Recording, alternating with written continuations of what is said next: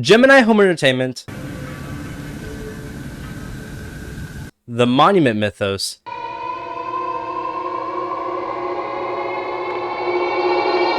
and Vita Carnis. Get down! Put your hands up! Put your hands up! Get down! Get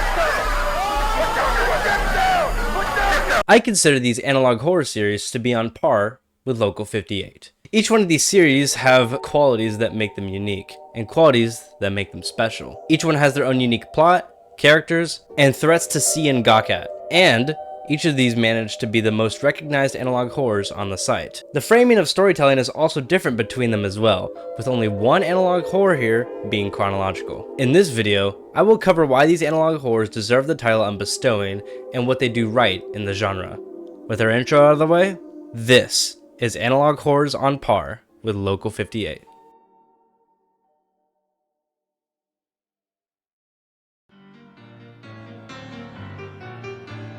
Vita Carnis is the only chronological analog horror in this list and has my favorite art style of the three. Vita Carnis is created by Darian Quilloy, a monster artist and storyteller, and hosts Vita Carnis on his own YouTube channel. The series consists of 24 videos, excluding hidden links, divided into 2 seasons, all detailing the events that outcome from the arrival of the Vita Carnis. Since their explosive arrival across the globe in 1931, there has been much debate on what these newcomers are and where they came from. But what does Vita Carnis mean? Vita Carnis is Latin for living meat. So, figure out what this series is about. Can't figure it out? Vita Carnis is about the meat critters that randomly started showing up out of nowhere, starting in the 1900s and expanding since then. The story goes into previously explored themes in analog horrors like Local 58 and Greylock, as the story focuses on government secrecy, cult-like activity, stories of missing persons, and informational videos on the Vita Carnis, such as how to defend yourself from them, or how to take care of a trimming, or how to eat crawl. I personally wouldn't eat meat with a very visible and peelable membrane. But as for the Vita Carnis themselves, they all vary in what they do, such as the trimming, which is basically a meat raccoon and screams a lot, the meat snake, which butcher stores have been using as a trash can for their spoiled meat, the crawl, which is where all the Vita Carnis come from and is the most common one, with it literally being everywhere, and the mimic, which eats humans and mimics them. What did you expect? The series features many of these funny buddies, and they're all unique but also all well designed. These creatures and concepts allow for a cohesive story with variants and plot points, and some great prop work from the creator himself. I mean, look at this trimming! Remember to be careful around their face, and avoid getting soap in their eyes, nose, and mouth.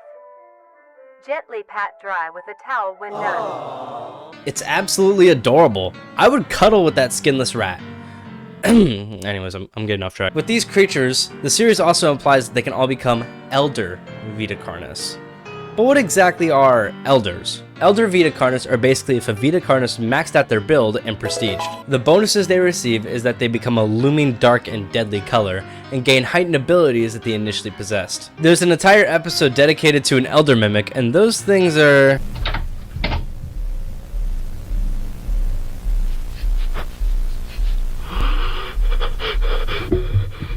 Yeah. Oh, gun in hand. It's time to go.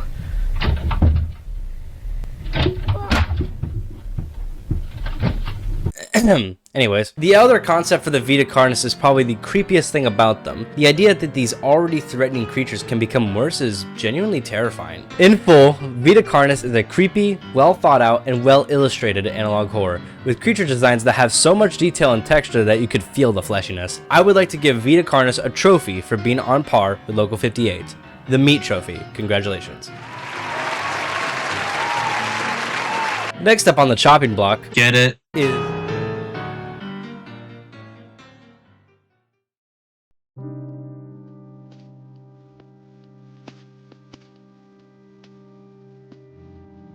Do you like cosmic horror? Do you like impending doom from differing outlets? Well, look no further than Gemini Home Entertainment, an analog horror series created by the GOAT, Remy Abode, artist and model worker who basically founded Gemini Home Entertainment independently. Gemini Home Entertainment is commonly considered a cosmic analog horror series, primarily because it does cosmic horror really incredible with the idea that Neptune is mutated, that these different planets are part of a larger mass, the planets that the iris has passed turning into flesh planets is really sweet. Oh yeah, the Iris. The Iris is basically the antagonist of Gemini Home Entertainment, and it's caused all the problems that the world is having.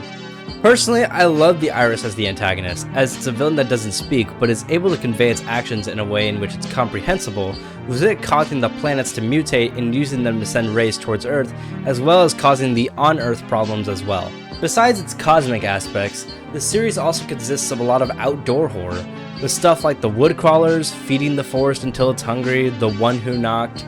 These are all good examples of creature ideas. There's also the deep root disease, the artificial computer learning program becoming sentient and sending signals to the Iris, the field lights and storm safety tips. This is good horror and world building. Little nitpick, but I wish we could see more of the monsters. Sure, the whole scare factor is the fact that we don't know the scale of these creatures and that their lack of identity is terrifying in its own way, but at least give me more to work with than just this and this. But overall, I love seeing all these concepts at play, and having them all connect to each other is really exciting. With all these concepts, there comes the opportunity to try something fun, as for example, there's Lethal Omen, a game that Remy and others created to tie in with Gemini Home Entertainment. It's even got its own episode for lore and as promotion material. Honest to God, it's a really good horror game, but a really weird shooter, which is kind of the point, but I love it. It's got multiple endings and has many aspects from the Gemini series in the game. Overall, a good 9 out of 10 horror game.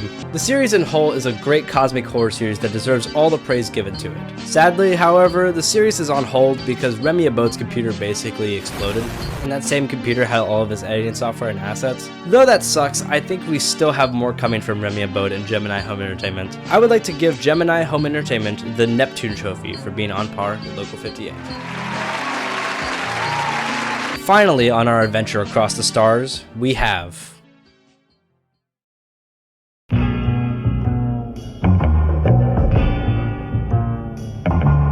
What are we waiting for? Let's bring them back home. Are you a fan of alternate history? Do you often enjoy absurdity matched with brilliance? Do you want to hear alternate presidents mumble as they forget their pills? I can't hear a damn thing. Did you hear me? I can't hear a damn thing. Neither can you. Or you, or you, or you. Well, look no further than the Monument Mythos. Full disclosure, I have not finished watching the Monument Mythos, so my explanation will be shorter than the others, and my opinion will vary over time. But currently, I love this series. What exactly is the Monument Mythos? Simple. It's a multiversal analog horror detailing across reality the different outcomes of various political decisions. Put very simply, alternate history United States. The simplified version doesn't do this series justice, however, as this series is great. I was always sitting up in my chair over the Monument Mythos. I was hooked the moment I started watching. To be fair, there is a level of bias within me since I love alternate history, and this was my rude awakening. And if you're not into history or any variation of it, you may not enjoy the Monument Mythos to its full extent. The series often includes absurd ways to frighten the viewer, such as some random glass turning people into monsters, or monuments coming to life, or becoming infected and killing people somehow, or these weird trees that the government hides by building a monument around them because, of course, and these same trees making people go into alternate timelines in differing time periods. Mr. Rockefeller himself was kind enough to visit us in the hospital. He asked us whether we were okay, and then after some time, he and the nurses began to ask us some very easy questions about American history. With every reply, they would chuckle and shake their heads, until I told Mr. Rockefeller who I thought he was. He chuckled at first, and then became silent, as if the simple fact had deeply affected him. But of all the discrepancies, the most bizarre was their faulty recollections of notable persons and events.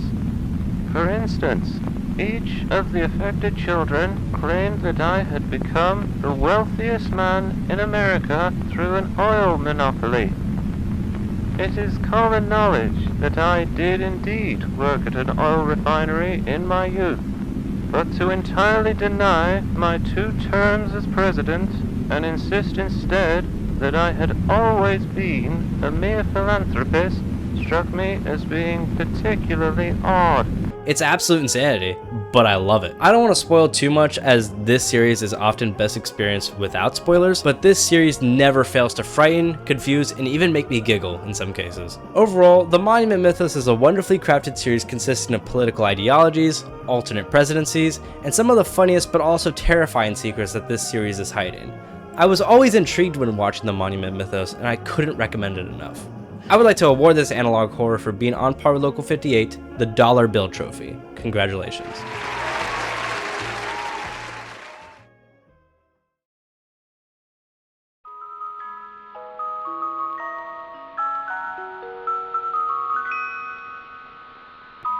There we have it, my list of analog horrors with Vita Carnis, Gemini Home Entertainment, and the Monument Mythos. All three of these analog horrors have done one thing collectively, made me feel genuine fear for something. Which is an achievement within itself, but I digress. Speaking of, if you want to hear me briefly talk about the beginnings of analog horror and a surface level dive of Local 58, watch my previous video. So, once again, the analog horrors on par with Local 58. And I'm Ben with Atlas Mune, signing off.